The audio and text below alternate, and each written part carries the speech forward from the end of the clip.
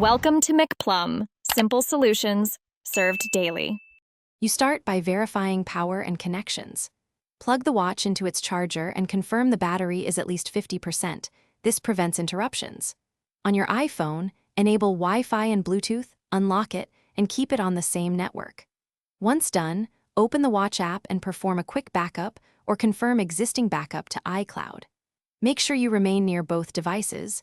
Proximity and stable power are why updates complete reliably without data loss. You tap into General, then Software Update to check for the latest watch OS. If an update appears, press Download and Install. The phone may ask for your Apple ID or passcode. Enter it so the process can proceed. Once the download finishes on the iPhone, the update transfers to the watch. Keep both devices close and on chargers. Expect the watch to restart during installation. This staged transfer is necessary because the phone prepares the full installer and verifies integrity before the watch applies it. You complete the update by watching for progress bars and a restart. The watch may reboot more than once as it finalizes system files.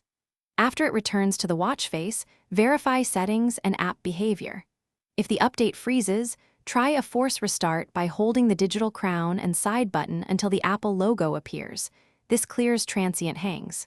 If problems persist, unpair and repair the watch through the watch app to restore from backup. That often resolves corrupted. Thanks for watching. Stay juicy and subscribe.